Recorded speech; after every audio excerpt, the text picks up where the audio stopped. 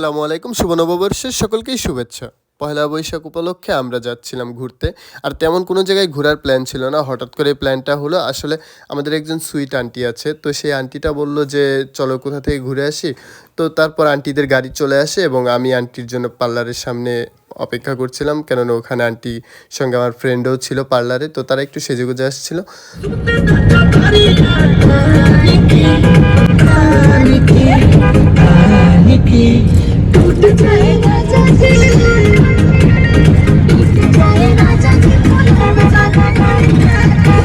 তারপর আমরা গাড়িতে সকলেই মজা করতে করতে এবং ডান্স করতে করতে যাচ্ছিলাম, এবং রাস্তাটাও প্রথম দিকে ফাঁকা ছিল, এবং ক্যান্টনমেন্ট এরিয়ার সামনে যাওয়ার পর খুবই জ্যাম পড়ে, এবং ঢাকা সাভার ক্যান্টনমেন্টে একটু চেকপোস্টের ওইখানেও জ্যাম ছিল, কেননা ক্যান্টনমেন্টের গাড়ি বের হচ্ছিল।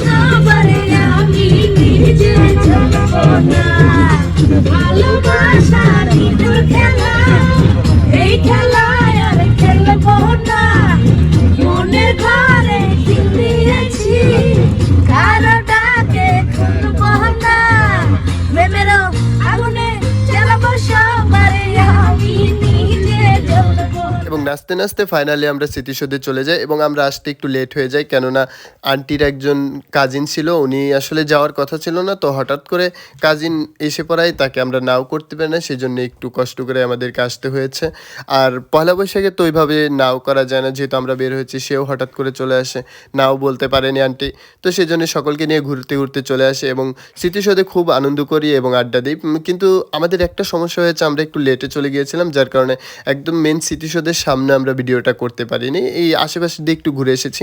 স্মৃতিসৌধের সামনে যাওয়াটা তখন নিষেধ ছিল, কেননা 5টার পর ওই দিকে আর যাওয়া যায় না, তো সেই জন্য গেট অফ থাকায় আমরা মানে ঢুকতে অনেক কষ্ট হয়েছে, কিন্তু তাও আমরা ঢুকেছিলাম, কিন্তু বেশি সামনে আর যেতে পারিনি।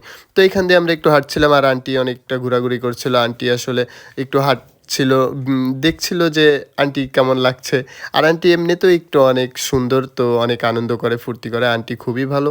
তো আন্টি আসলে আমাদেরকে অনেক সাপোর্ট করছে, হেল্প করছে, আসলে আন্টির গাড়িতেই আমাদেরকে নিয়ে গেছে। তো আমরা মাঝপথে একটু ওয়ালটনের সামনে নামবো, তো ওয়ালটনের সামনে যাওয়ার পথে আর কি আমরা কিছুক্ষণ আগে একটু নেমে পড়ি এবং রিক্সা দিয়ে যাচ্ছিলাম, তো যাওয়ার পথে এই দৃশ্যটা দেখে একটু ক্যামেরা বন্দি করলাম, কেননা তারা গাড়ির মধ্যে বসে অনেক বাজে একটা কাজ করছিল, যা আমাদের চোখে পড়ে যায়, এবং আমার বন্ধু তো অনেক অবাক হয়ে যায়। তো ওয়ালটনে মূলত আসার কারণ হচ্ছে, এখানে আমরা একটা জবের বিষয়ে কথা বলবো, তো তো এখানে একটা বড় ভাই ছিল, তো সেই বড় ভাইয়ের সঙ্গে আমরা একটু ওয়ালটনে জবের বিষয়ে কথা বলতাম। আর এটা হচ্ছে অনেক বড় একটু ওয়ালটনের কোম্পানি, আমার মনে হচ্ছে এটা মনে হয় বাংলাদেশের